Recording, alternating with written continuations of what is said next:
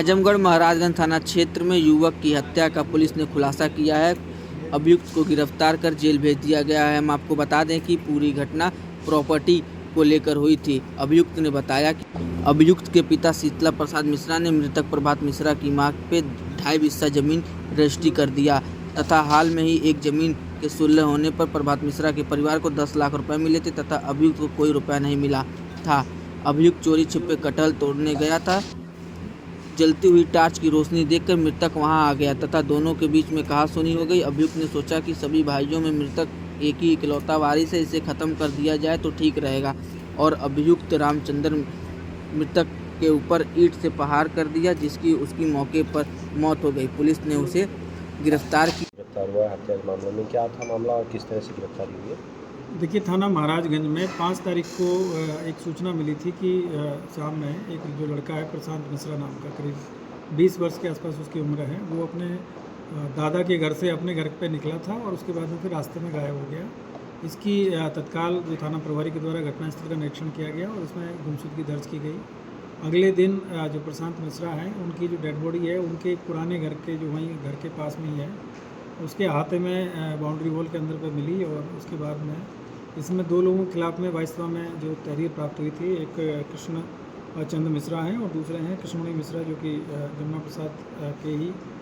पुत्र हैं और ये वहीं उसी गांव के ही रहने वाले हैं और इनके दूर के रिश्तेदार हैं। उसी पे हमारी जो टीम है इसमें लगातार, इसमें चूँकि घटना थोड़ी सी इस तरह की लग रही थी कि लड़का अपने दादाजी के घर से अपने घर जाने के लिए निकला और उसके बाद में रास्ते में गायब हो गया और जब ये सारी चीज़ों की जांच की गई तो पता चला कि जिनके ऊपर आरोप लगाए हैं वो अपने घर पे ही थे उस समय।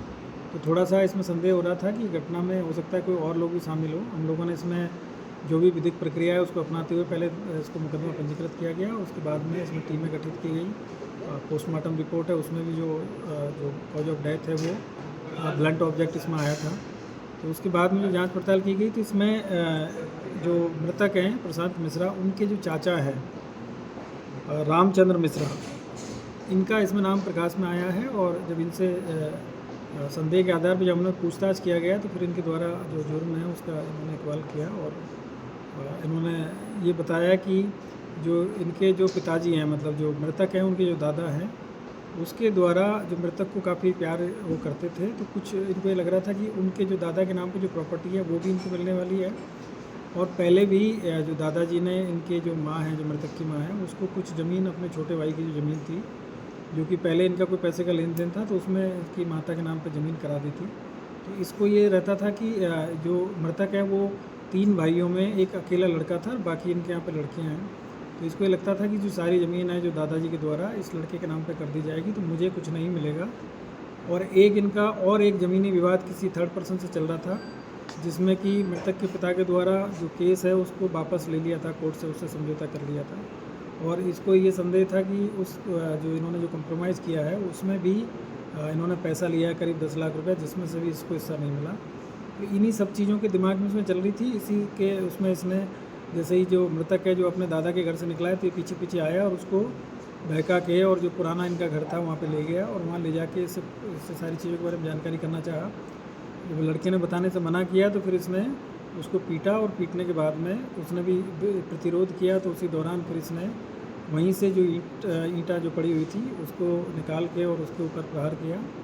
और उसके चेहरे पे, उसके सिर पे कई प्रहार किए और उसी पे वो वहीं पे फिर वो बेहोश होकर गिर गया और फिर उसकी डेथ हो गई। और उसके बाद में ये वहाँ से जाके अपना कपड़ा वपड़ा सब ठीक किया और उसके बाद में इसने भी एक एलिबाई क्रिएट करने का प्रयास किया कि मुझे भी कोई आदमी आया था जो पीछे से मार के भाग गया, मैं उसको पहचान नहीं पाया हूँ। तो इस पर पहले संदेह नहीं किया घर वालों ने, लेकिन बाद में हम लोगों ने पूछताछ किया गया तो इसने अपनी सारी चीज़ें एक्सेप्ट की है और इसको आज गिरफ्तार करके जेल भेजा जा रहा है और इसके खिलाफ विधिक कार्रवाई इसमें की। मोटो सिर्फ प्रॉपर्टी था सर? प्रॉपर्टी और एक ज्वेलर्सी जो होती है परिवार में, क्योंकि इनके 2 लड़कियां हैं और जो भाई है उनके लड़का था, तो ये भी ज्वेलर्सी थी।